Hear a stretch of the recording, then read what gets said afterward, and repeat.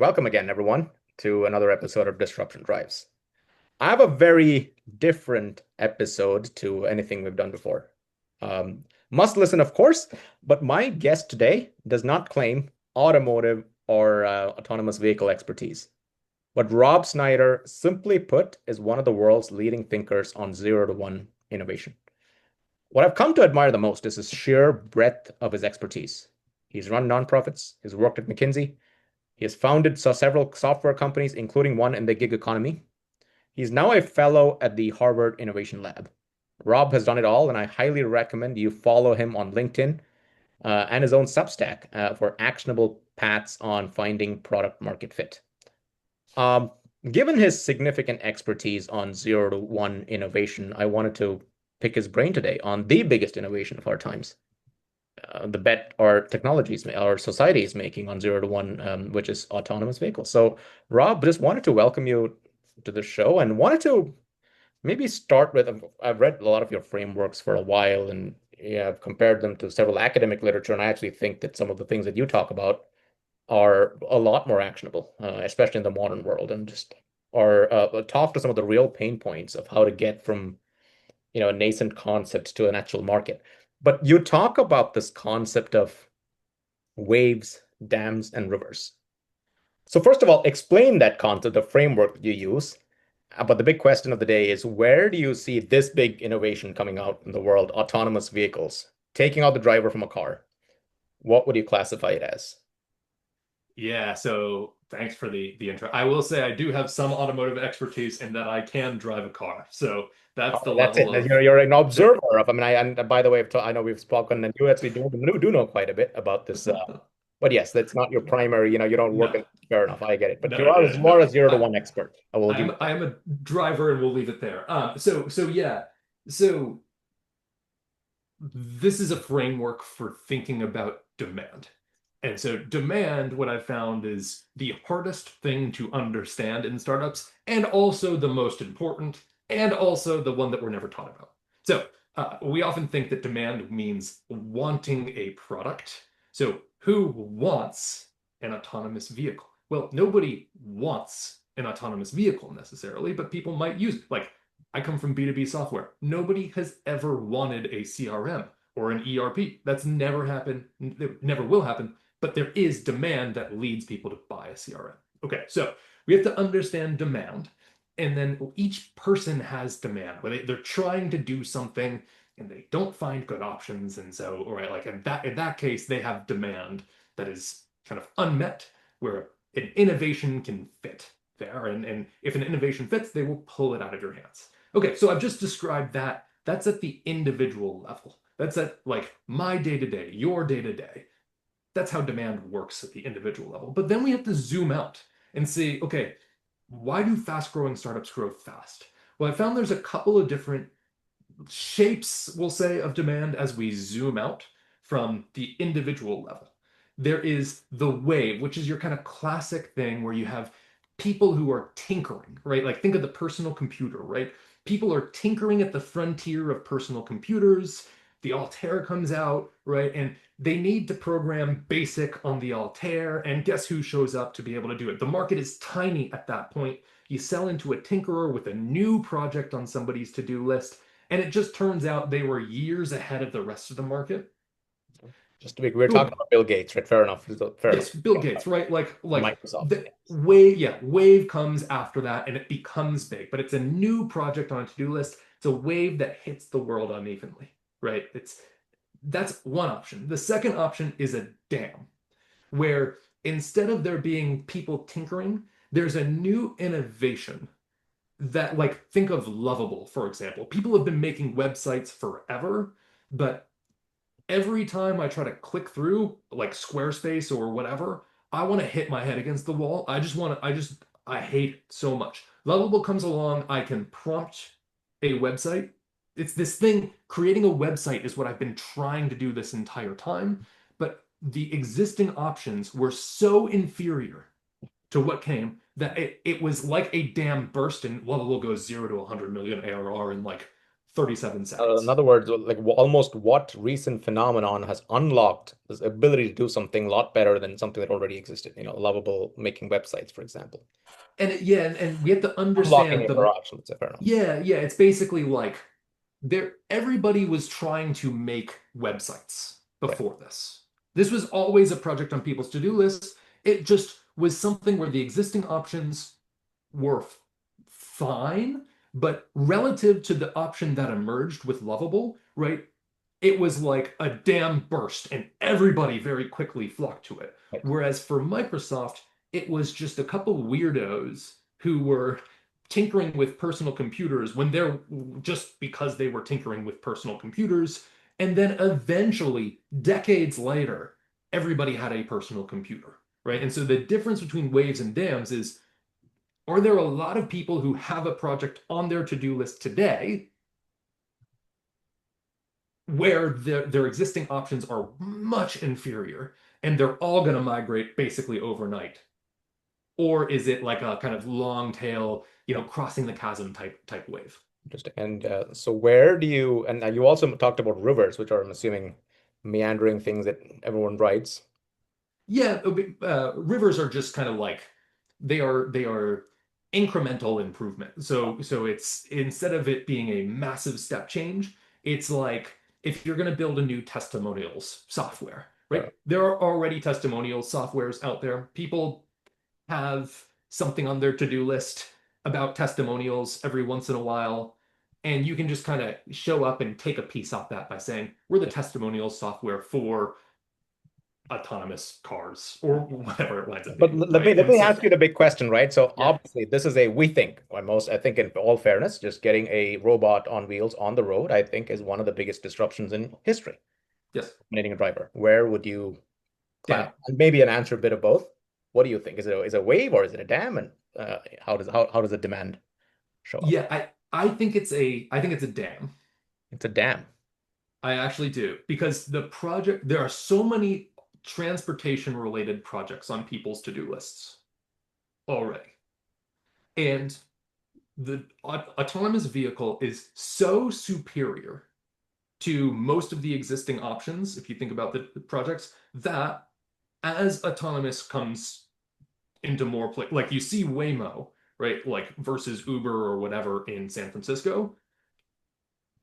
My assumption, again, I don't see any of the data. My assumption is that Waymo is going to just destroy Uber and Lyft and these in these places, and they're competing for basically the same thing on the to-do list. Right. It's just the Jobs option to is be done. way better. Interesting. So let me ask you about, and let me on that topic, right? So the big, and not taking any one company, but as an industry as a whole, the fundamental promise of autonomous vehicles is that they're safer. Data is starting to come out that is proving that, but for the most part, they don't get distracted, they don't drink, they don't look backwards to check on their kids and so on.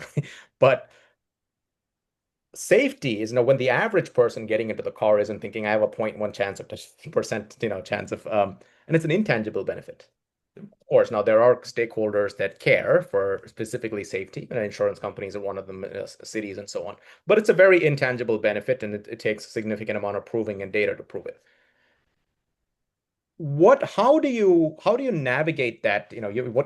You've talked about is navigating a pain cave of what is that? Yeah, You call it the pain cave of what is that catalyst for demand? yeah. So how do you bet on something as intangible as safety as an industry? And of course, there's several others who are just making a more comfortable car. But Yeah. yeah, Yeah, so I actually would probably not even use safety. So if we're talking about ride sharing, for example, so there are a couple different use cases. There's like the self-use case of autonomous software in my car versus I'm choosing between Lyft and Waymo, or Lyft and insert your autonomous ride sharing startup. The decision I'm making there, for me at least, is not one of I'm choosing one because of safety, the other not, right? If we put it in the context of when somebody, I don't know, when somebody's at the bar and needs to get home from the bar and is not going to drive themselves, they're thinking taxi, rideshare, autonomous rideshare, probably. In that context, if I'm the autonomous rideshare, not really competing on safety as because I'm basically competing against things that are, yes, like safe generally or perceived as safe, right? I'm competing in that case on experience, Yeah. right? I don't want to have a conversation in the car. That's it.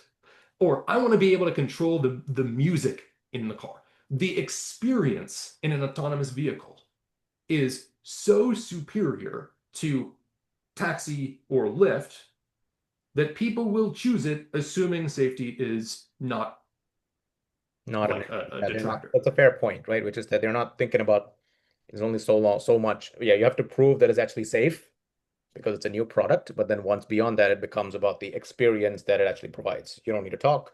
Women, for example, we did an episode on that. But yes, fair. Yeah, and like if I assume it's not safe, if I assume any of those options is not safe, they're off the list Right. of They're never choices, going to right? take it. Right. Exactly. Exactly. I So mean, as long as you're as safe or perceived to be not less safe than an Uber, right. which you're fine, right? But that's table stakes. How do I choose between those? I honestly, look, I just want a quiet ride.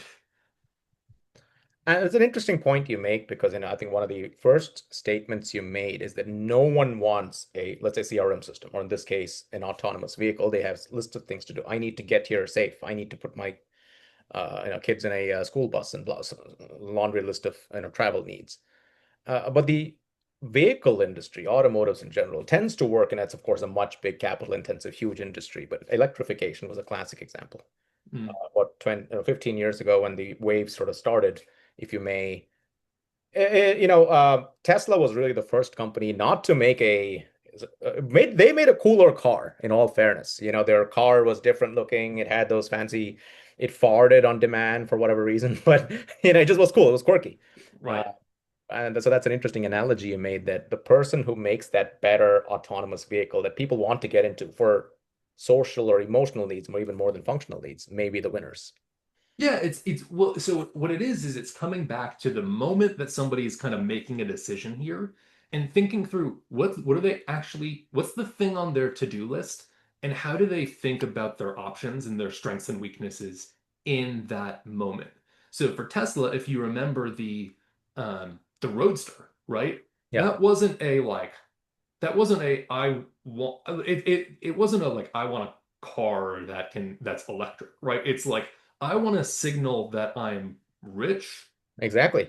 hip, and part of hip is being socially conscious, Right. right? Or eco-conscious, right? And Tesla, it was basically Tesla was competing against the Toyota Prius there. And it's like, cool. The Prius not doesn't say I'm rich and doesn't say I'm so like doesn't say I'm cool.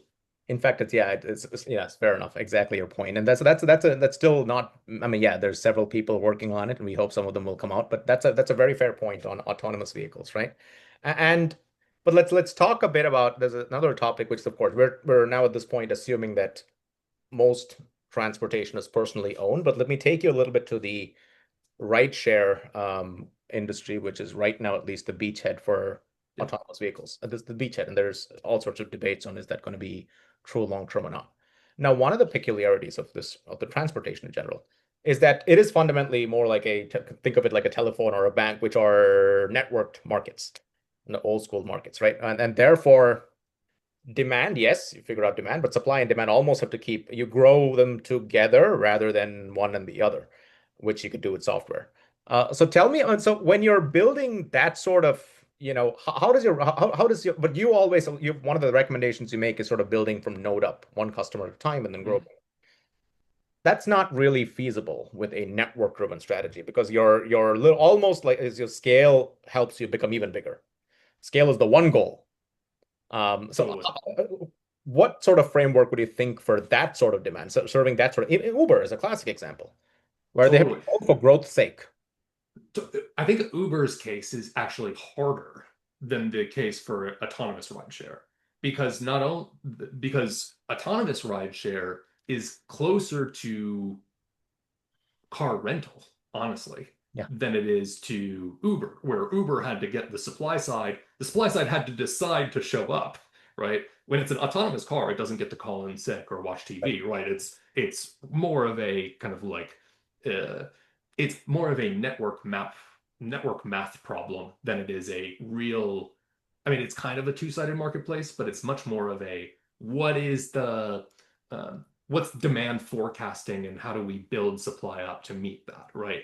And the real Fair. question is as we start like basically until we can start really eating Uber and Lyft's lunch, it's going to be kind of hard to forecast demand. And then eventually demand will go to like, I don't know, 100%, Right. because people will be making that micro decision that we mentioned earlier, where it's like, okay, I'm choosing this against Uber or Lyft. Okay, cool. Autonomous should get to basically 100% share.